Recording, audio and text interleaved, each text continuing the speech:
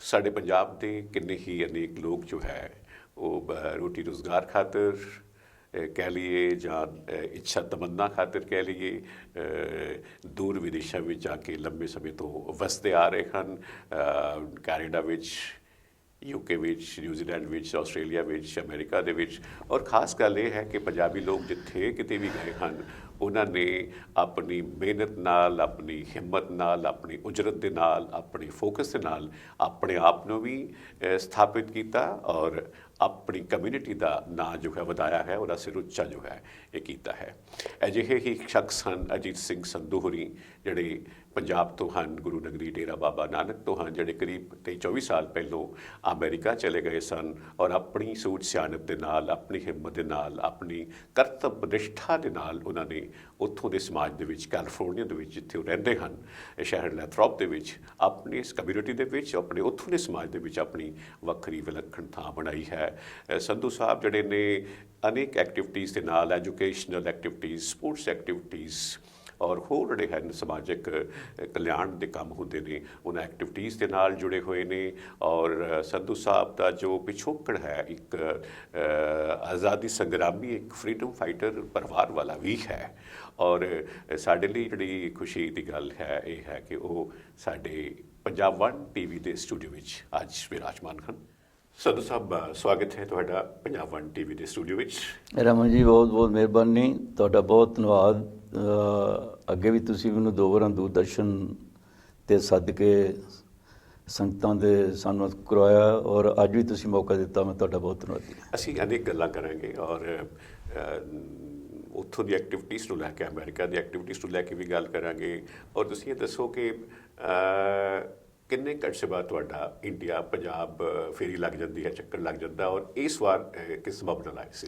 ਮੈਂ ਰਮਨ ਜੀ ਤਕਰੀਬਨ ਸਾਲ 'ਚ 2 ਵਾਰਾਂ ਵੀ ਚੱਕਰ ਲਾ ਜਾਂਦਾ, ਕਿਉਂਕਿ ਮੇਰਾ ਬਹੁਤ ਜ਼ਿਆਦਾ ਪਿਆਰ ਹੈ ਇੱਥੇ। ਇਸ ਧਰਤੀ ਨੇ ਮੈਨੂੰ ਬੜਾ ਮਾਣ ਬਖਸ਼ਿਆ ਔਰ ਡੇਰਾ ਬਾਬਾ ਨਾਨਕ ਦੇ ਲਾਗੇ ਮੇਰੀ ਪ੍ਰਾਪਰਟੀ ਵੀ ਹੈ, ਉਹਨੂੰ ਵੀ ਮੈਂ ਦੇਖਭਾਲ ਕਰਨੀ ਹੁੰਦੀ ਹੈ।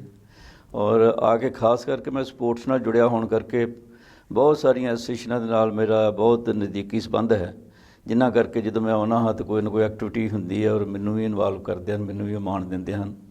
ਔਰ ਖਾਸ ਕਰਕੇ ਕਰਤਾਰ ਸਿੰਘ ਪਹਿਲਵਾਨ, ਜਿਹੜੇ ਕਿ ਰੈਸਲਿੰਗ ਦੇ ਧਰੂ ਧਾਰੇ ਜਿਨ੍ਹਾਂ ਨੂੰ ਮੰਨਿਆ ਜਾਂਦਾ, ਜਿਨ੍ਹਾਂ ਦੀ ਜ਼ਿੰਦਗੀ ਦਾ ਇੱਕ ਬੜਾ ਲੰਮਾ ਸਫ਼ਰ ਜਿਹੜਾ ਹੈ, ਮਾਨਵਤਾ ਹੈ, ਪ੍ਰਾਪਤੀਆਂ ਦਾ ਬਹੁਤ ਵੱਡਾ ਇੱਕ ਸਫ਼ਰ ਹੈ, ਬਤੌਰ ਪਹਿਲਵਾਨ ਔਰ ਬਤੌਰ ਆਰਗੇਨਾਈਜ਼ਰ ਔਰ ਐਜ਼ ਏ ਹਿਊਮਨ ਬੀਇੰਗ। ਔਰ ਉਹਦੇ ਨਾਲ ਉਹਨਾਂ ਦੀ ਝੋਲੀ ਵਿੱਚ ਬਹੁਤ ਵੱਡਾ ਇੱਕ ਹੋਰ ਮਾਣ ਜਿਹੜਾ ਹੈ ਉਹਨਾਂ ਨੇ ਕਿ IPS ਹਨ ਔਰ inspector general of police retire ਹੋਏ ਹਨ। ਔਰ ਸਟਿਲ ਉਹਨਾਂ ਦੀ ਜਿੰਨੀਆਂ ਵੀ ਐਕਟੀਵਿਟੀਜ਼ ਹਨ ਉਸ ਤਰ੍ਹਾਂ ਹੀ ਹਨ, ਉਹਨਾਂ ਜਿੰਦਾ ਰੱਖੀਆਂ ਜਿੱਦਾਂ ਕਿ ਉਹ ਜੌਬ ਦੇ ਟਾਈਮ ਸੀ। ਔਰ ਮੈਂ ਮਹਿਸੂਸ ਕਰਦਾ ਕਿ ਹੁਣ ਉਦੋਂ ਹੀ ਜ਼ਿਆਦਾ ਉਹ ਤਰਜੀਹ ਦੇ ਰਹੇ ਹਨ। ਹੁਣ ਤੁਸੀਂ ਮੇਰੇ ਖਿਆਲ ਉਹਨਾਂ ਦੇ ਖਾਸ ਸੱਦੇ ਤੇ ਸੀਨੀਅਰ ਨੈਸ਼ਨਲ ਚੈਂਪੀਅਨਸ਼ਿਪ ਜੋ ਹੋਈ ਹੈ ਪੰਜਾਬ ਵਿੱਚ ਕਰਕੇ ਆਏ ਸੀ। ਚੈਂਪੀਅਨਸ਼ਿਪ ਬਾਰੇ ਅਸੀਂ ਗੱਲ ਥੋੜਾ ਬਾਅਦ ਰੁਕ ਕੇ ਕਰਦੇ ਹਾਂ ਕਿ ਪਹਿਲਾਂ ਤੁਹਾਡੇ ਨਾਲ ਮੈਂ ਚਾਹਾਂਗਾ ਕਿ ਥੋੜੀ ਜਿਹੀ ਤੁਹਾਡੀ ਪਛਾਣ ਜਿੰਨੀ ਬਿਹਤਰ ਮੇਰੇ ਦਰਸ਼ਕਾਂ ਨਾਲ ਹੋ ਸਕੇ, ਤੁਸੀਂ ਥੋੜਾ ਤੇ ਪਹਿਲਾਂ ਨਾ ਆਪਣੇ ਪਰਿਵਾਰ ਦੀ ਪਿਛੋਕੜ ਬਾਰੇ ਦੱਸੋ। ਤੁਸੀਂ ਜਿਵੇਂ ਮੇਰੇ ਨਾਲ ਸ਼ੇਅਰ ਕਰ ਰਹੇ ਸੀ ਕਿ ਇੱਕ ਫਰੀਡਮ ਫਾਈਟਰ ਪਰਿਵਾਰ, ਆਪਣੇ ਪਿਤਾ ਸ਼੍ਰੀ ਔਰ ਪਿਤਾ ਦੇ ਪਿਤਾ ਸ਼੍ਰੀ, ਇਸ ਬਾਰੇ ਥੋੜਾ ਦਰਸ਼ਕਾਂ ਦੇ ਨਾਲ। ਮੈਨੂੰ ਇਸ ਚੀਜ਼ ਦਾ ਬੜਾ ਫਖਰ ਔਰ ਮਾਣ ਹੈ ਕਿ ਮੈਂ ਇੱਕ ਦੇਸ਼ ਭਗਤ ਪਰਿਵਾਰ ਨੂੰ ਬਿਲੋਂਗ ਕਰਦਾ, ਸੰਬੰਧ ਰੱਖਦਾ ਹਾਂ।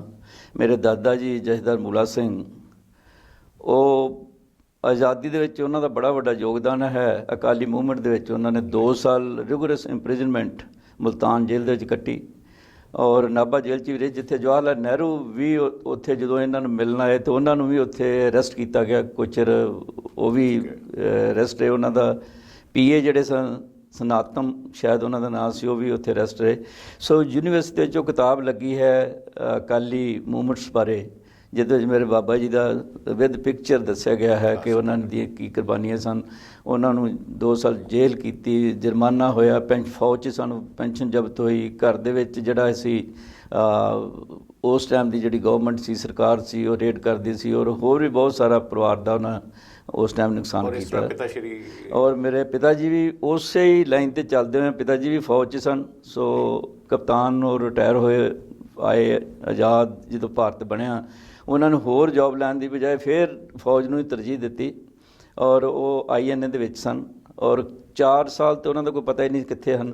ਸੋ ਬੜੇ ਉਹਨਾਂ ਨੇ ਤਸੀਹੇ ਤਸ਼ੱਦਦ ਔਰ ਜਿਹੜੀ ਇੰਟੈਲੀਜੈਂਟ ਟੀਮ ਸੀ ਸੁਭਾਸ਼ ਚੰਦਰ ਬੋਸ ਸਾਹਿਬ ਦੀ, ਉਹਨਾਂ ਦੇ ਉਹ ਬੜੇ ਐਕਟਿਵ ਮੈਂਬਰ ਸਨ। ਉਹਨਾਂ ਦੀ ਵੀ ਇਹਦੇ ਵਿੱਚ ਹੂਜ਼ ਹੂ ਇੱਕ ਬੁੱਕ ਹੈ ਡਾਕਟਰ ਫੌਜਾ ਸਿੰਘ ਦੀ ਲਿਖੀ, ਉਹਦੇ 'ਚ ਉਹਨਾਂ ਦਾ ਜ਼ਿਕਰ ਆਉਂਦਾ ਮੇਰੇ ਪਿਤਾ ਜੀ ਦਾ ਵੀ। ਸੋ ਮੇਰੇ ਕੋਲ ਕਿਤਾਬਾਂ ਤੋਂ ਉਪਲਬਧ ਹਨ। ਮਹਿਬੂਬ ਗੱਲ ਹੈ ਜੀ, ਉਹ ਬੜੇ ਕਿਉਂਕਿ ਜਿਨ੍ਹਾਂ ਦੀ ਕੰਟਰੀਬਿਊਸ਼ਨ ਹੈ ਦੇਸ਼ ਨੂੰ ਆਜ਼ਾਦ ਕਰਨ ਦੇ ਵਿੱਚ, ਜਾਂ ਜਿਨ੍ਹਾਂ ਨੇ ਸਮਾਜਾਂ ਨੂੰ ਮੁਲਕਾਂ ਨੂੰ ਉਸਾਰਨ ਵਾਸਤੇ ਕਾਰਨਾਮਾ ਕਰ ਲਈਆਂ, ਉਹਨਾਂ ਨੂੰ ਅਸੀਂ ਸਲਾਮ ਤਾਂ ਕਰਦੇ ਹੀ ਹਾਂ। ਅਸੀਂ ਉਹਨਾਂ ਨੂੰ ਸ਼ਰਧਾਂਜਲੀ ਵੀ ਦਿੰਦੇ ਹਾਂ, ਸਾਨੂੰ ਚੰਗੇ ਵੀ ਲੱਗਦੇ ਨੇ। ਲੇਕਿਨ ਸਾਨੂੰ ਕਿਤੇ ਇਹ ਵੀ ਬੜਾ ਡਰ ਲੱਗਦਾ ਹੈ ਕਿ ਅਜਿਹੀ ਔਲਾਦ ਕਿਤੇ ਸਾਡੇ ਘਰ ਨਾ ਪੈਦਾ ਹੋ ਜਾਏ। ਬਹੁਤੇ ਲੋਕ ਇਹ ਸੋਚਦੇ ਨੇ ਕਿਉਂਕਿ ਬੜੇ ਵੱਡੇ ਤਿਆਗ ਕਰਨੇ ਪੈਂਦੇ, ਬੜਾ ਕੁਝ ਝੱਲਣਾ ਪੈਂਦਾ, ਅਤੇ ਤਾਂ ਜਾ ਕੇ ਕਿਤੇ ਆਜ਼ਾਦੀ ਵਰਗੀ ਜਿਹੜੀ ਹੈ ਇੱਕ ਵਿਲੱਖਣ ਜਿਹੜੀ ਦਾਤ ਹੈ, ਜੋ ਗਿਫਟ ਹੈ, ਉਹ ਹਾਸਲ ਮੁਲਕਾਂ ਨੂੰ, ਸਮਾਜਾਂ ਨੂੰ, ਕੌਮਾਂ ਨੂੰ ਹੁੰਦੀ ਹੈ। ਅਸੀਂ ਥੋੜ੍ਹਾ ਜਿਹਾ ਅਗਾਂਹ ਤੁਰਦੇ ਹਾਂ। ਤੁਸੀਂ ਚਲੇ ਗਏ ਕਰੀਬ 2 ਦਹਾਕੇ ਤੋਂ ਵੀ ਜ਼ਿਆਦਾ ਹੋ ਗਏ US ਗਿਆ। ਹਾਂਜੀ। ਇਹ ਕੀ ਸਬਬ ਬਣਿਆ US ਜਾਣ ਦਾ, ਕਿਸ ਤਰ੍ਹਾਂ? ਉੱਥੇ ਮੇਰੇ ਔਲਾਦ ਦੀ ਫੈਮਿਲੀ 'ਚੋਂ ਕੁਛ ਲੋਕ ਸਨ ਪਹਿਲਾਂ ਗਏ ਹੋਏ, ਅਤੇ ਫੈਮਿਲੀ ਸਾਡੇ ਨਾਲ ਬਹੁਤ ਜ਼ਿਆਦਾ ਪਿਆਰ ਕਰਕੇ ਉਹਨਾਂ ਸਾਨੂੰ ਵੀ ਸੱਦ ਲਿਆ, ਔਰ ਅਸੀਂ ਵੀ ਫੈਮਿਲੀ ਦੇ ਨਾਲ ਹੀ ਫਿਰ ਸਾਨੂੰ ਉੱਥੇ ਬੱਚਿਆਂ ਦਾ, ਔਰ ਬੱਚੇ ਖਾਸ ਕਰਕੇ ਉਸ ਮੁਲਕ ਨੂੰ ਬਹੁਤ ਲਾਈਕ ਕਰਦੇ ਨੇ, ਯੰਗ ਜਨਰੇਸ਼ਨ ਜਿਹੜੀ ਹੈ। ਤਾਂ ਜਦੋਂ ਤੁਹਾਨੂੰ ਠੀਕ ਮੌਕਾ ਮਿਲਿਆ ਹੋਵੇ ਫਿਰ ਤੁਹਾਨੂੰ ਚਲੇ ਜਾਣਾ ਚਾਹੀਦਾ। ਔਰ ਵੈਸੇ ਤਾਂ ਮੈਂ ਇਹ ਫੀਲ ਕਰਦਾ ਕਿ ਇਸ ਮੁਲਕ 'ਚ ਵੀ ਇਹੋ ਜਿਹੇ ਅਖਰਾਜਾਤ ਹੋਣ ਕਿ ਨਾ ਲੋਕੀ ਇੱਥੋਂ ਪਲਾਇਨ ਕਰਨ, ਪਰ ਜੇ ਚਲੇ ਜਾਂਦੇ ਹਨ ਤਾਂ ਫਿਰ ਵੀ ਇਸ ਮੁਲਕ ਵਾਸਤੇ ਹਮੇਸ਼ਾ ਉਹ ਦੁਆ ਮੰਗਦੇ ਹਨ, ਸੁੱਖ ਮੰਗਦੇ ਹਨ। ਔਰ ਮੈਂ ਮਹਿਸੂਸ ਕਰਨਾ ਕਿ ਜਿੰਨੇ ਵੀ NRI ਬਾਹਰ ਗਏ ਹਨ, ਉਹਨਾਂ ਦਾ ਬਹੁਤ ਵੱਡਾ ਯੋਗਦਾਨ ਇਹ ਵੀ ਹੈ ਕਿ ਜੇ ਉਹ ਹੋਰ ਕੁਛ ਐਕਟੀਵਿਟੀ ਨਾ ਹੀ ਕਰਨ, ਸਾਲ 'ਚ ਇੱਕ ਚੱਕਰ ਹੀ ਲਾ ਜਾਂਦੇ, ਆ ਕੇ ਬਹੁਤ ਸਾਰਾ ਪੈਸਾ ਜਿਹੜਾ ਖਰਚਦੇ ਹਨ। ਔਰ ਇੱਥੇ ਬਿਜ਼ਨਸ ਡਿਵੈਲਪ ਹੁੰਦਾ, ਟੈਕਸੀ ਬਿਜ਼ਨਸ ਡਿਵੈਲਪ ਹੁੰਦਾ ਹੈ ਤੁਹਾਡਾ, ਹੋਰ ਜਿੰਨਾ ਵੀ ਜਿਸ ਤਰ੍ਹਾਂ ਸਾਡੇ ਨਾਰਮਲ ਫੇਰੀ ਜਿਹੜੀ ਹੈ ਉਹ ਆਪਣੇ ਆਪ ਦੇ ਵਿੱਚ ਇਕਨੋਮੀਸ ਨੂੰ ਹੁਲਾਰਾ ਦਿੰਦੀ ਹੈ। ਬੜਾ ਤੁਹਾਡੇ ਅਸੀਂ ਅੱਜ ਦੀ ਡੇਟ ਵਿੱਚ ਅਸੀਂ ਹੁਣ ਕਿੰਨੇ ਸਾਰੇ ਲੋਕ ਹੈ ਇੱਥੇ ਪ੍ਰੋਗਰੈਸਿਵ ਪੰਜਾਬ ਇਨਵੈਸਟਰ ਮੀਟ ਚੱਲ ਰਹੀ ਹੈ, ਉਹਦੇ ਵਿੱਚ ਜਿਸ ਤਰ੍ਹਾਂ ਹੁਣ ਆਪਣੇ ਈਸਟ ਇੰਡੀਆ ਹੋਟਲਸ ਵਾਲੇ ਓਬਰਾਏ ਚੇਅਰਮੈਨ ਸਾਹਿਬ ਦਾ ਮੈਂ ਜ਼ਿਕਰ ਪੜ੍ਹਿਆ ਸੀ। ਕਈ ਲੋਕਾਂ ਨੇ ਕਈ ਗੱਲਾਂ ਕੀਤੀਆਂ ਨੇ, ਉਹ ਕਹਿ ਰਹੇ ਵੀ ਸਾਡੇ ਜਿਸ ਤਰ੍ਹਾਂ ਆਪ ਸਰਕਾਰਾਂ ਵੀ ਸੋਚਦੀਆਂ ਹਨ, ਅਮਲ ਅਜੇ ਨਹੀਂ ਹੋ ਪਾਇਆ ਹੈ ਰੱਜ ਕੇ, ਇੱਕ ਟੂਰਿਸਟ ਰਿਲੀਜੀਅਸ ਟੂਰਿਜ਼ਮ ਦਾ ਸਰਕਟ ਡਿਵੈਲਪ ਹੋ ਜਾਏ। ਓਬਰਾਏ ਸਾਹਿਬ ਵੀ ਉਹੀ ਗੱਲ ਕਰ ਰਹੇ ਜਿਹੜੇ ਓਬਰਾਏ ਹੋਟਲਸ ਵਾਲੇ ਨੇ ਕਿ ਭਾਈ ਇੱਥੇ ਲੋਕ ਬਹੁਤ ਜਿਹੜੇ ਨੇ ਉਹ ਸਿਰਫ ਗੋਲਡਨ ਟੈਂਪਲ ਆ ਕੇ ਘੁੰਮ ਕੇ ਉੱਧਰ ਚੱਲ ਜਾਂਦੇ ਨੇ। ਇਹ ਵੱਖਰੀ ਗੱਲ ਹੈ। ਗੁਰੂ ਨਾਨਕ ਸਾਹਿਬ ਦੇ ਪ੍ਰਕਾਸ਼ ਪੁਰਬ ਕਰਕੇ ਇਸ ਵੇਲੇ ਅਜੇ ਵੀ ਹਜ਼ਾਰਾਂ ਦੀ ਤਾਦਾਦ 'ਚ ਰੋਜ਼ ਲੋਕ ਦੀ ਜਾ ਕੇ ਮੱਥਾ ਟੇਕ ਰਹੇ ਨੇ। ਉਹ ਤੁਹਾਡੀ ਜਿਹੜੀ ਗੱਲ ਹੈ ਕਰਨ ਦੀ ਕਿ ਬਈ ਜੇ ਨਾਰਮਲ ਐਕਟੀਵਿਟੀ ਵੀ ਹੋਵੇ ਯਾਤਰਾ ਦੀ, ਟੂਰ ਦੀ, ਸਫ਼ਰ ਦੀ, ਉਹਦੇ ਨਾਲ ਹੀ ਇਕਨੋਮੀ ਨੂੰ ਹੁਲਾਰਾ ਮਿਲਦਾ ਆਪਣੇ ਆਪ ਦੇ ਵਿੱਚ। ਉਸ ਦੇ ਨਾਲ ਹੀ ਜੇ ਤੁਹਾਡਾ ਟੂਰਿਜ਼ਮ ਹੈ ਆਟੋਮੈਟਿਕਲੀ ਆ ਜਾਂਦਾ, ਰੈਸਟੋਰੈਂਟ, ਦੈਨ ਤੁਹਾਡੀ ਸ਼ਾਪਿੰਗ, ਹਰ ਆਲ ਕਾਈਂਡ ਆਫ ਸ਼ਾਪਿੰਗ। ਅੱਛਾ, ਹੁਣ ਤੁਸੀਂ ਮੈਨੂੰ ਦੱਸੋ, ਉੱਥੇ ਤੁਸੀਂ ਲੈਥਰੋਪ ਦੇ ਵਿੱਚ ਹੋ, ਸਿਟੀ ਦੇ ਵਿੱਚ ਹੈ ਜੀ, ਇਹ ਉੱਥੇ ਤੁਸੀਂ ਪਾਰਕ ਐਂਡ ਰਿਕ੍ਰੀਏਸ਼ਨ ਕਮਿਸ਼ਨਰ ਹੋ, ਹੈ ਜੀ, ਇਹ ਕੀ ਹੈ ਐਕਟੀਵਿਟੀ, ਕੀ ਹੁੰਦੀ ਹੈ ਤੁਹਾਡੇ? ਐਕਚੁਅਲੀ ਜੀ ਮੈਂ ਮੇਰੇ ਸ਼ੁਰੂ ਤੋਂ ਹੀ ਐਜ਼ ਏ ਲੀਡਰਸ਼ਿਪ ਦੀ ਕੁਦਰਤ ਨੇ ਮੈਨੂੰ ਦੇਣ ਦਿੱਤੀ ਹੈ। ਮੈਂ ਜਦੋਂ ਵੀ ਕਿਤੇ ਜਾਂਦਾ ਤਾਂ ਲੋਕ ਮੈਨੂੰ ਪਹਿਚਾਣਦੇ ਨੇ, ਔਰ ਮੈਨੂੰ ਮੌਕਾ ਮਿਲਦਾ ਕਿ ਮੈਂ ਲੀਡ ਕਰਾਂ। ਸਪੋਰਟਸ ਨਾਲ ਤਾਂ ਮੈਂ ਰਿਲੇਟਡ ਹੈ ਹੀ ਹਾਂ, ਉਸ ਦੇ ਨਾਲ ਸੋਸ਼ਲ ਐਕਟੀਵਿਟੀਜ਼, ਹਾਂਜੀ, ਰਿਲੀਜੀਅਸ ਐਕਟੀਵਿਟੀਜ਼, ਦੈਨ ਸਾਡੀਆਂ ਜਿਹੜੀਆਂ ਹੋਰ ਰਿਲੇਟਡ ਨਾ ਹਨ ਉੱਥੇ ਐਕਟੀਵਿਟੀ ਚੱਲ ਰਹੀਆਂ, ਉਹਨਾਂ ਦੇ ਵਿੱਚ ਹਿੱਸਾ ਲੈਣ ਦਾ ਮੌਕਾ ਮਿਲ ਜਾਂਦਾ। ਸੋ ਮੈਂ ਇਸ ਤੋਂ ਪਹਿਲਾਂ ਫੇਅਰਫੀਲਡ ਸਿਟੀ ਸੀ, ਉੱਥੇ ਵੀ ਨੌਨ ਪ੍ਰੋਫਿਟ ਆਰਗੇਨਾਈਜੇਸ਼ਨ ਜਿਹੜੀਆਂ ਸਨ ਉਹਨਾਂ ਦੇ ਨਾਲ ਸ਼ੁਰੂਆਤ ਕੀਤੀ। ਮੈਂ ਉਹਨਾਂ ਦਾ ਮੁੱਢਲਾ ਮੈਂਬਰ ਹਾਂ। ਪੈਕਾ ਇੱਕ ਸਾਡੀ ਹੈਗੀ ਹੈ ਐਸੋਸੀਏਸ਼ਨ ਬਣੀ, ਉਹਦੇ ਨਾਲ ਮੈਂ ਸ਼ੁਰੂ 'ਚ ਜੁੜਿਆ ਸੀ। ਉਸ ਤੋਂ ਬਾਅਦ ਅਸੀਂ ਇੱਕ ਸਪੋਰਟਸ ਬੋਡੀ ਬਣਾਈ ਹੈ, ਉਹ ਅਸੀਂ ਪਿਕਨਿਕ ਕਰਾਉਣੇ ਆ ਸਾਰੇ ਸਮਾਜ ਦੀ, ਜਿੱਥੇ ਛੋਟੇ ਬੱਚੇ ਤੋਂ ਲੈ ਕੇ ਵੱਡੇ ਬੱਚਿਆਂ ਤੱਕ ਉਹ 'ਚ ਪਾਰਟੀਸਪੇਸ਼ਨ ਹੈ।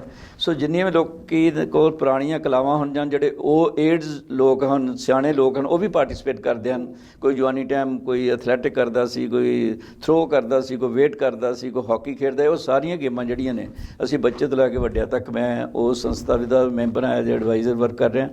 ਔਰ ਉਸ ਤੋਂ ਬਾਅਦ ਮੈਂ ਲੈਥਰੋਪ ਸਿਟੀ 'ਚ ਆਇਆ, ਅਤੇ ਇੱਥੇ ਵੀ ਲੋਕਾਂ ਦੇ ਨਾਲ ਮੇਰਾ ਇਸ ਤਰ੍ਹਾਂ, ਕਿਉਂਕਿ ਮੈਨੂੰ ਹਰ ਕੋਈ ਸੁੱਖ ਦੁੱਖ ਵਿੱਚ ਲੋਕ ਮੌਕਾ ਦਿੰਦੇ ਹਨ ਆਸ਼ੀਰਵਾਦ ਦੇਣ ਦਾ ਜਾਂ ਕੁਛ ਕਹਿਣ ਦਾ, ਸਟੇਜ 'ਤੇ ਮੈਨੂੰ ਆਉਣ ਦਾ ਮੌਕਾ ਮਿਲਦਾ, ਤਾਂ ਲੋਕਾਂ ਦੇ ਵਿੱਚ ਫਿਰ ਬਹੁਤ ਜਲਦੀ ਪਹਿਚਾਣ ਬਣ ਜਾਂਦੀ ਹੈ। ਅਤੇ ਉਸ ਦੇ ਨਾਲ ਹੀ ਮੈਂ ਸਿਟੀ ਦੇ ਵਿੱਚ ਜਦੋਂ ਇੱਥੇ ਲੈਥਰੋਪ ਆਇਆ ਤਾਂ ਉੱਥੇ ਵੀ ਲੋਕ ਇਸ ਤਰ੍ਹਾਂ ਪਿਆਰ ਕਰਦੇ ਸਨ। ਸੋ ਮੈਨੂੰ ਉੱਥੋਂ ਦੀ ਜਿਹੜੀ ਮੈਂ ਮਹਿਸੂਸ ਕੀਤਾ ਕਿ ਜਿਹੜੇ ਇੱਥੋਂ ਦੀ ਐਕਟੀਵਿਟੀਜ਼ ਹੈ ਇਹ ਲੋਕ ਕਰਦੇ ਹਨ, ਸਾਨੂੰ ਉਹਨਾਂ 'ਚ ਇਨਵੋਲਵ ਹੋਣਾ ਚਾਹੀਦਾ ਹੈ। ਸਿਰਫ ਸਾਡਾ ਜਿਹੜਾ ਮਹਿਦੂਦ ਉਹ ਆਪਣੇ ਲੈਵਲ ਤੱਕ ਹੀ ਨਹੀਂ ਹੈ, ਆਪਣੀ ਕਮਿਊਨਿਟੀ ਦੇ ਦਾਇਰੇ ਤੱਕ ਮਹਿਦੂਦ ਨਹੀਂ ਰਹਿਣਾ ਨਹੀਂ। ਚਾਹੀਦਾ। ਜਿਹਨਾਂ ਸਮਾਜਾਂ 'ਚ ਅਸੀਂ ਰਹਿ ਰਹੇ ਹਾਂ ਬਿਲਕੁਲ ਬਿਲਕੁਲ ਉਹਦੇ ਨਾਲ ਉਹਨਾਂ ਸਮਾਜਾਂ ਨਾਲ ਇੱਕ ਮਿਕ ਹੋਣਾ ਚਾਹੀਦਾ। ਹਾਂਜੀ ਹਾਂਜੀ। ਸੋ ਉਹ ਜਦੋਂ ਮੈਂ ਉੱਥੇ ਲਾਇਨਸ ਕਲੱਬ ਦਾ ਮੈਂਬਰ ਬਣ ਗਿਆ, ਮੈਨੂੰ ਆਪ ਉਹਨਾਂ ਨੇ ਆਫਰ ਕੀਤੀ ਵੀ ਤੁਸੀਂ ਜੁਆਇਨ ਕਰੋ। ਉਸ ਦੇ ਨਾਲ ਮੈਂ ਵੈਟਰਨ ਮੈਮੋਰੀਅਲ ਕਮੇਟੀ ਦਾ ਮੈਂਬਰ ਹਾਂ, ਕਿਉਂਕਿ ਯੂਨੀਫਾਰਮ ਨੂੰ ਪਿਆਰ ਕਰਦਾ। ਸੋ ਬਜ਼ੁਰਗ ਪਾਪਾ ਜੀ, ਦਾਦਾ ਜੀ, ਚਾਚਾ ਜੀ, ਮੈਨੂੰ ਮੌਕਾ ਮਿਲਿਆ। ਸੋ ਅਸੀਂ ਸਾਰੇ ਇਸ ਚੀਜ਼ ਨੂੰ ਪ੍ਰਮੋਟ ਕਰਨਾ ਚਾਹੁੰਦੇ ਕਿ ਉਹਨਾਂ ਲੋਕਾਂ ਨੂੰ ਜਿਨ੍ਹਾਂ ਦੀ ਖਾਤਰ ਅਸੀਂ ਖੁੱਲ੍ਹੀ ਹਵਾ ਦੇ ਵਿੱਚ ਸਾਹ ਲੈ ਰਹੇ ਹਾਂ, ਹਾਂਜੀ, ਐਸ ਚੰਗੀ ਫਿਜ਼ਾ ਦੇ ਵਿੱਚ ਆਨੰਦ ਮਾਣ ਰਹੇ ਹਾਂ, ਉਹਨਾਂ ਵਾਸਤੇ ਵੀ ਅਸੀਂ ਕੁਝ ਕਰੀਏ। ਸੋ ਮੇਰੇ ਉਹਦੇ 'ਚ ਬੜਾ ਵੱਡਾ ਰੋਲ ਹੈ, ਔਰ ਮੈਨੂੰ ਉਹ ਬਹੁਤ ਐਪਰੀਸ਼ੀਏਟ ਕਰਦੇ ਨੇ ਜਿਹੜੇ ਉੱਥੋਂ ਦੇ ਰੋਲ। ਮੈਂ ਤਾਂ ਉਹਨਾਂ ਨੂੰ ਅਮਰੀਕਨ ਹੀ ਸਾਰਿਆਂ ਨੂੰ ਕਹਾਂਗਾ, ਚਾਹੇ ਉਹ ਬਲੈਕ ਨੇ, ਵਾਈਟ ਨੇ, ਮੈਕਸੀਕਨ ਨੇ, ਕਿਉਂਕਿ ਦੁਨੀਆ ਭਰ ਦੇ ਲੋਕ ਉੱਥੇ ਆਏ ਨੇ, ਔਰ ਉਹ ਲੋਕ ਮਾਈਂਡ ਨਹੀਂ ਕਰਦੇ ਇਹਨਾਂ ਚੀਜ਼ਾਂ ਨੂੰ, ਔਰ ਰਲ ਕੇ ਜਿਹੜੇ ਦੇ ਵਰਕ ਟੂਗੈਦਰ ਇਕੱਠਾ ਕੰਮ ਕਰਦੇ ਹਨ। ਸੋ ਮੈਂ ਉਹ 'ਚ ਕਾਫੀ ਲੀਡਿੰਗ ਰੋਲ ਕਰਦਾ ਹਾਂ। ਜਦੋਂ ਸਾਡੇ ਵੈਟਰਨ ਹੁਣੇ ਮੈਂ ਇੱਥੇ ਆਉਣ ਤੋਂ ਪਹਿਲਾਂ ਇਸੇ ਕਰਕੇ ਡਿਲੇ ਕੀਤਾ ਕਿ 11 ਨੂੰ ਵੈਟਰਨ ਡੇ ਸੀ। ਸੋ ਉਹਦੇ ਵਿੱਚ ਜਿੰਨੇ ਵੀ ਗੈਸਟ ਆਉਂਦੇ ਉਹਨਾਂ ਵਾਸਤੇ ਫੂਡ ਦਾ ਮੈਂ ਅਰੇਂਜ ਕਰਨਾ ਆਪ, ਨਾਲ ਲੈ ਕੇ ਸਾਥੀਆਂ ਨੂੰ। ਫਿਰ ਉੱਥੇ ਜਿਹੜੇ ਗੋਲਡਨ ਫੈਮਲੀਜ਼ ਨੇ ਔਰ ਜਿਹੜੇ ਰਿਟਾਇਰਡ ਲੋਕ ਨੇ ਉਹਨਾਂ ਦਾ ਹੀ ਇਤਮਾਨ ਕਰਦੇ, ਉਹਨਾਂ ਨੂੰ ਫਖਰ ਮਹਿਸੂਸ ਹੁੰਦਾ ਵੀ ਸਾਨੂੰ ਕੋਈ ਆਦਮੀ ਆਨਰ ਕਰਦਾ ਹੈ, ਕਿ ਸਾਨੂੰ ਰਿਕੋਗਨਾਈਜ਼ ਕਰਦੇ ਨੇ।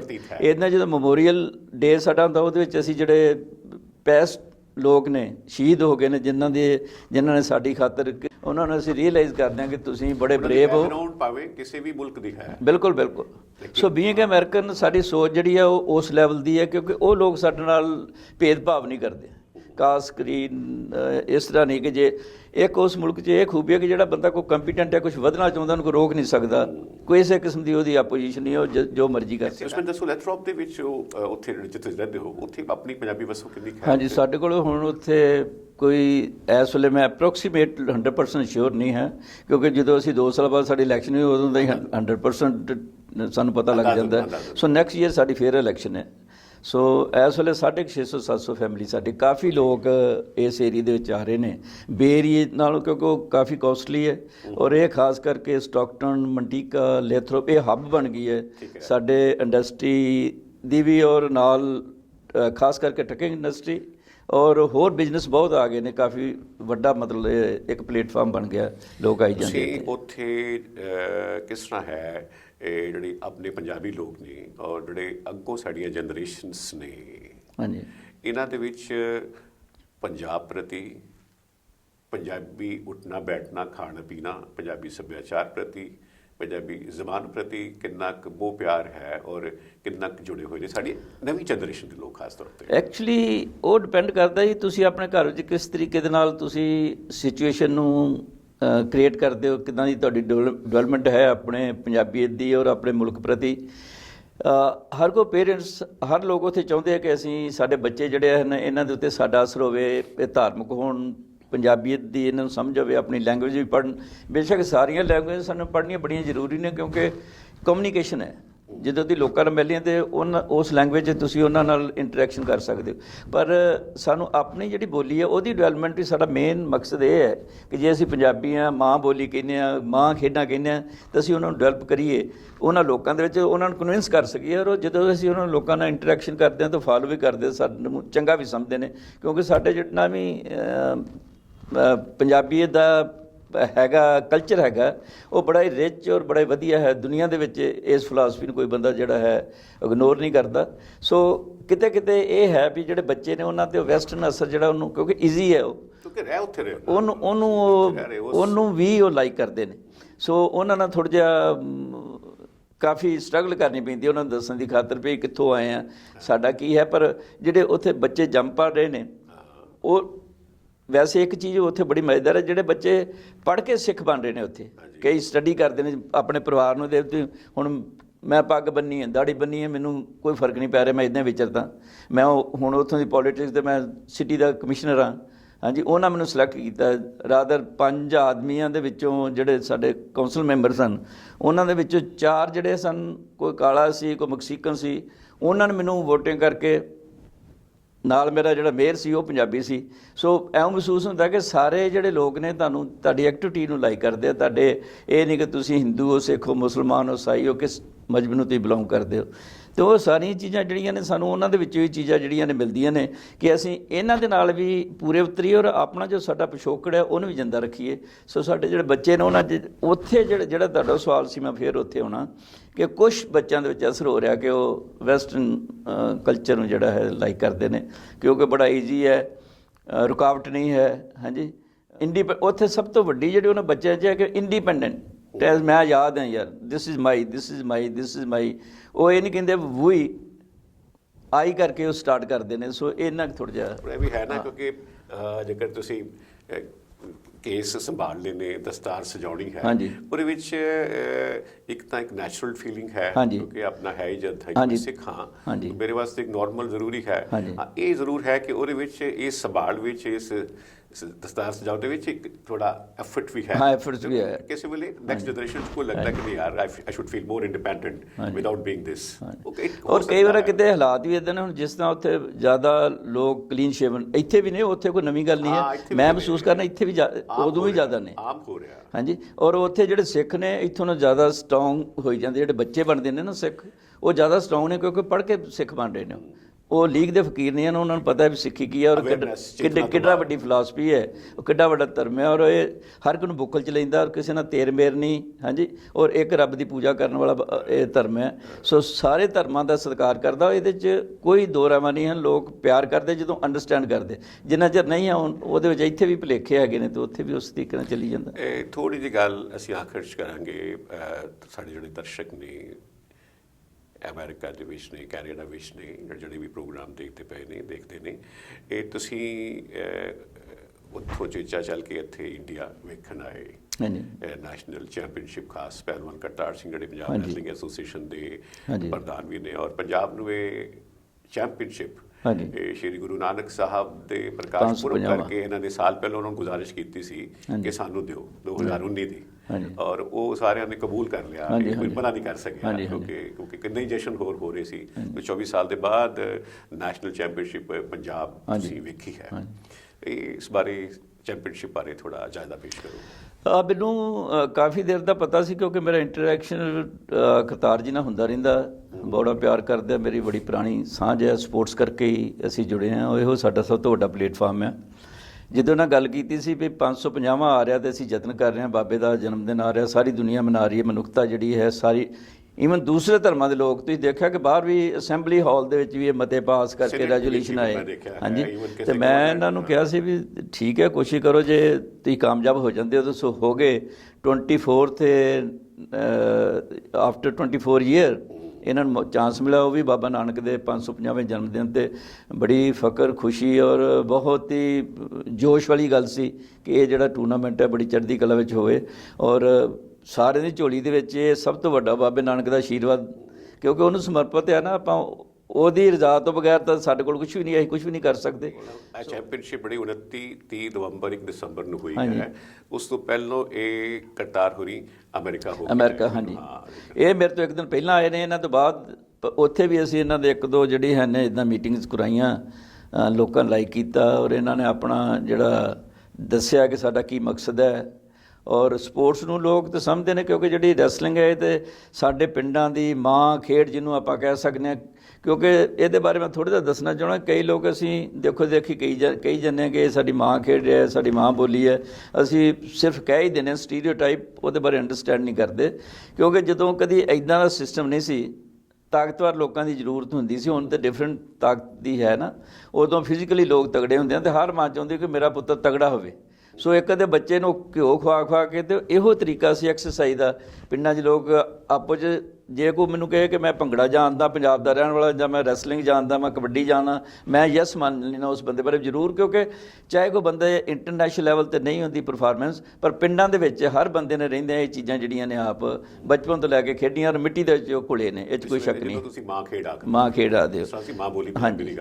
ਤੋ ਇਸ ਕਰਕੇ ਜਿਹੜੀ ਖੇਡ ਸੀ ਇਹਦੇ ਬਾਰੇ ਮੇਰੇ ਦਿਮਾਗ 'ਚ ਤਾਂ ਸੀ ਮੈਂ ਉੱਥੇ ਜਾਣਾ, ਔਰ ਆ ਕੇ ਮੈਨੂੰ ਇੰਨੀ ਖੁਸ਼ੀ ਹੋਈ ਹੈ ਕਿ ਸਾਰਾ ਹਿੰਦੁਸਤਾਨ ਦੀ ਪਾਰਟੀਸਪੇਸ਼ਨ, ਸਾਰੀਆਂ ਫੋਰਸਿਸ, ਸਾਰੇ ਡਿਪਾਰਟਮੈਂਟ, ਸਾਰੇ ਕਾਲਜ, ਨੈਸ਼ਨਲ ਲੈਵਲ ਦੀ ਜਿਨ੍ਹਾਂ ਨੂੰ ਅਲਾਓ ਸੀ ਪਾਰਟਿਸਿਪੇਸ਼ਨ ਦਾ, ਸਾਰੇ ਲੋਕਾਂ ਦੀ ਜਿਹੜੀ ਮੇਰਾ ਖਿਆਲ ਹੈ ਕਿ 350-400 ਬੱਚੇ ਨੇ ਪਾਰਟਿਸਿਪੇਟ ਕੀਤਾ, ਜ਼ਿਆਦਾ ਕੀਤਾ ਹੋ ਸਕਦਾ, ਕਿਉਂਕਿ ਇਹ 3 ਦਿਨ ਪਹਿਲੇ ਦਿਨ ਜਿਵੇਂ ਸਾਰੇ ਫ੍ਰੀ ਸਟਾਈਲ ਸੀ, ਹਾਂਜੀ, ਦੂਜੇ ਦਿਨ ਗ੍ਰੀਕੋ ਵਿਮਨ ਦੀ ਵੀ ਸੀ, ਹਾਂਜੀ, ਦੂਜੇ ਦਿਨ ਗ੍ਰੀਕੋ ਰੋਮਨ ਸੀ, ਹਾਂਜੀ, ਪਾਰਟਿਸਿਪੇਸ਼ਨ ਕਿਤੇ ਬਹੁਤ ਜ਼ਿਆਦਾ ਸੀ। ਜੇ ਮੈਂ ਥੋੜਾ ਜਿਹਾ, ਮੈਂ ਤੁਸੀਂ ਇਜਾਜ਼ਤ ਦਿਓ ਤੇ ਮੈਂ ਜੋੜ ਦਵਾਂ ਗੱਲ ਦੇ ਨਾਲ ਕਿ ਜੋ ਮੈਨੂੰ ਪਹਿਲਵਾਨ ਹੋਣੀ ਦੱਸਦੇ ਪਏ ਸੀ ਕਿ total 1400 players and officials, technical officers, referees, ਮਹਿਮਾਨ ਵਗੈਰਾ ਜਿਹੜੇ ਹੈ ਉਹ ਜਿਹੜੀ ਹੈ, ਕਿਉਂਕਿ ਨੈਸ਼ਨਲ ਚੈਂਪੀਅਨਸ਼ਿਪ ਜਿਹੜੀ ਹੈ ਜੀ ਬੜੀ ਪ੍ਰੈਸਟੀਜੀਅਸ, ਕਿਸੇ ਵੀ ਅਮਰੀਕਾ 'ਚ ਹੈ ਜਾਂ ਇੰਗਲੈਂਡ 'ਚ ਹੈ ਜਾਂ ਇੰਡੀਆ 'ਚ ਹੈ, ਕਿਸੇ ਵੀ ਗੇਮ ਦੀ ਨੈਸ਼ਨਲ ਚੈਂਪੀਅਨਸ਼ਿਪ, ਕਿਉਂਕਿ ਉਹਦੇ ਪਲੇਟਫਾਰਮ 'ਤੇ ਤੁਸੀਂ ਮੁੜ ਕੇ ਇੰਟਰਨੈਸ਼ਨਲ ਹੋਣਾ ਹੈ। ਤੁਸੀਂ ਓਲੰਪਿਕ ਦੇ ਰਾਹ ਖੁੱਲ੍ਹਣੇ ਨੇ ਜਾਂ ਵਰਲਡ ਚੈਂਪੀਅਨਸ਼ਿਪ ਦੇ ਰਾਹ ਖੁੱਲ੍ਹਣੇ ਨੇ ਜਾਂ ਕਾਮਨਵੈਲਥ ਗੇਮਸ ਦੇ ਰਾਹ ਖੁੱਲ੍ਹਣੇ ਨੇ। ਤੋ ਅੱਛਾ ਰਿਹਾ ਤੁਹਾਡਾ ਤਜਰਬਾ, ਕਿਉਂਕਿ ਇਹ 'ਚ ਕੋਈ ਸ਼ੱਕ ਨਹੀਂ ਕਿ 1400-1500, ਕਿਉਂਕਿ ਰੈਸਲਿੰਗ ਦੇ ਨਾਲ ਜਿਹੜੀ ਸਪੋਰਟਿੰਗ ਹੁੰਦੀ ਹੈ ਟੀਮ, ਟੈਕਨੀਕਲ ਟੀਮ, ਉਹ ਬਹੁਤ ਜ਼ਿਆਦਾ ਹੁੰਦੀ ਹੈ। ਸੋ ਇਹ 'ਚ ਕੋਈ ਸ਼ੱਕ ਨਹੀਂ, ਜਿੱਥੇ ਸਪੈਕਟੇਟਰ ਆਏ, ਦੇਖਣ ਵਾਲੇ ਬਹੁਤ ਵੱਡੀ ਗਿਣਤੀ 'ਚ ਆਏ ਸਨ, ਉੱਥੇ ਨਾਲ ਜਿਹੜੇ ਅਫੀਸ਼ੀਅਲ ਸਨ ਉਹ ਵੀ ਵਾਕਈ 1400-1500 ਨਾਲ ਸਨ, ਔਰ ਉਹਨਾਂ ਦਾ ਅਰੇਂਜਮੈਂਟ ਬੜੇ ਵਧੀਆ ਸਨ ਖਾਣ ਦੇ। ਫਿਰ ਉਹਨਾਂ ਨੇ ਬਹੁਤ ਵਧੀਆ ਕੰਡਕਟ ਕੀਤਾ, ਜਿੰਨੇ ਵੀ ਮੈਚਿਸ ਸਨ, ਬਾਊਟ ਸਨ, ਬੜੇ ਵਧੀਆ ਹੋਏ। ਔਰ ਖਾਸ ਕਰਕੇ ਮੈਨੂੰ ਖੁਸ਼ੀ ਹੋਈ ਕਿ ਬੜੀ ਦੇਰ ਬਾਅਦ ਇਹ 64th ਨੈਸ਼ਨਲ ਹੈ ਸੀਨੀਅਰ ਮੈਨ ਦੀ, ਔਰ 22nd ਵੂਮਨ ਨੈਸ਼ਨਲ ਹੈ ਵੈਮਨ ਦੀ। ਸੋ ਉਹਦੇ ਵਿੱਚ ਐਡੀ ਵੱਡੀ ਪਾਰਟਿਸਿਪੇਸ਼ਨ, ਔਰ ਖਾਸ ਕਰਕੇ ਬੜੀ ਦੇਰ ਤੋਂ ਪੰਜਾਬ ਤਰਸਦਾ ਸੀ ਨੈਸ਼ਨਲ ਦੇ ਵਿੱਚ ਗੋਲਡ ਨੂੰ। So we have a 4 gold, 4 gold ਸਾਡੇ ਕੋਲ ਨੇ, 2 ਸਾਡੇ ਕੋਲ ਸਿਲਵਰ ਨੇ, ਸ਼ਾਇਦ 1 ਬ੍ਰੌਂਜ ਵੀ ਹੈ। ਸੋ ਇਸ ਤਰੀਕੇ ਦੇ ਨਾਲ ਹੈ ਕਿ ਇਹ ਸਿਹਰਾ ਤੇ ਸਾਰਾ ਕਰਤਾਰ ਸਾਹਿਬ ਨੂੰ ਵੀ ਚਲ ਗਿਆ, ਕਿਉਂਕਿ ਉਹਨਾਂ ਨੇ ਬੜੀ ਮਿਹਨਤ ਔਰ ਦਿਨੇ ਰਾਤ ਭੱਜ ਕੇ, ਨਾਲ ਉਹਨਾਂ ਦੀ ਜਿਹੜੀ ਟੀਮ ਹੈ, ਔਰ ਖਾਸ ਕਰਕੇ ਮੀਡੀਆ, ਤੁਹਾਡੇ ਵਰਗੇ ਜਿਹੜੇ ਮਿੱਤਰ ਸਨ, ਉਹਨਾਂ ਦਾ ਵੀ ਬੜਾ ਵੱਡਾ ਯੋਗਦਾਨ ਹੈ। ਕਿਉਂਕਿ ਜਿੰਨਾ ਚਿਰ ਕੋਈ ਚੀਜ਼ ਇੱਕ ਜਗ੍ਹਾ ਤੇ ਦੂਜੀ ਜਗ੍ਹਾ ਟਰਾਂਸਮਿਟ ਨਹੀਂ ਹੁੰਦੀ, ਉਹਦੀ ਕੰਡਕਸ਼ਨ ਨਹੀਂ ਹੁੰਦੀ, ਉਹਦਾ ਲਿੰਕ ਨਹੀਂ ਕਿਸੇ ਨਾਲ ਜੁੜਦਾ, ਉਹ ਜੇ ਆਪਾਂ ਇਸ ਕਮਰੇ 'ਚ ਬਹਿ ਕੇ ਇੱਥੇ ਜਿੰਨੀਆਂ ਗੱਲਾਂ ਕਰ ਲਈਏ, ਜੇ ਇਹਦੇ ਨਾਲ ਦੀ ਟਰਾਂਸਮਿਸ਼ਨ ਨਹੀਂ ਹੁੰਦੀ ਤੇ ਇਹਦਾ ਕੋਈ ਜ਼ਿਆਦਾ ਯੂਟਿਲਿਟੀ ਨਹੀਂ ਹੁੰਦੀ। ਸੋ ਮੀਡੀਆ ਨੇ ਇਹਨੂੰ ਹੋਲ ਵਰਲਡ ਦੇ ਵਿੱਚ ਪਹੁੰਚਾਤਾ। ਆਖਰ ਦੇ ਵਿੱਚ ਹਾਂਜੀ, ਇਹ ਜਿਹੜੀ ਆਪਣੀ ਕਮਿਊਨਿਟੀ ਹੈ ਪੰਜਾਬੀ ਅਮਰੀਕਾ ਦੇ ਵਿੱਚ, ਇਹ ਤੁਸੀਂ ਨਾਰਮਲ ਗੇਮਸ ਦੀ ਗੱਲ ਤਾਂ ਕੀਤੀ ਹੈ, ਜਿਸ ਤਰ੍ਹਾਂ ਅਸੀਂ ਰੈਸਲਿੰਗ ਦੀ ਔਰ ਇੰਟਰਨੈਸ਼ਨਲ ਰੈਸਲਿੰਗ ਦੀ ਗੱਲ ਕਰਦੇ ਪਏ ਹਾਂ, ਤੁਸੀਂ ਵੀ ਆਪਣੀ ਕਮਿਊਨਿਟੀ ਦੇ ਵਿੱਚ ਜਿਹੀ ਰੈਸਲਿੰਗ ਨੂੰ ਲੈ ਕੇ ਜਿਹੜੀ ਤਾਂ ਕਿ ਜਦੋਂ ਕੌਮਾਂਤਰੀ ਪੱਧਰ 'ਤੇ ਕੁਝ ਹਾਸਲ ਕੀਤਾ ਜਾ ਸਕੇ, ਅਮਰੀਕਾ ਦੇ ਵਿੱਚ, ਕੈਲੀਫੋਰਨੀਆ ਦੇ ਵਿੱਚ, ਆਪਣੇ ਇਲਾਕੇ ਦੇ ਵਿੱਚ ਕੋਈ ਅਜਿਹੀ ਚਿੜ ਜਗਾਉਣ ਲਈ ਯਤਨ ਕਰ ਰਹੇ ਹੋ? ਰਮਨ ਜੀ, ਤੁਹਾਨੂੰ ਮੈਂ ਇਹ ਬੜੀ ਖੁਸ਼ੀ ਦੀ ਗੱਲ ਦੱਸਣੀ ਚਾਹੁੰਦਾ ਹਾਂ ਕਿ ਅਸੀਂ ਤਾਂ ਕਾਫੀ ਦੇਰ ਤੋਂ ਯਤਨ ਕਰ ਰਹੇ ਹਾਂ। ਮੈਂ ਕੋਈ 4 ਸ਼ੋਕੇਸ ਮੈਚ ਇਹਦੇ ਕਰਾ ਚੁੱਕਾ।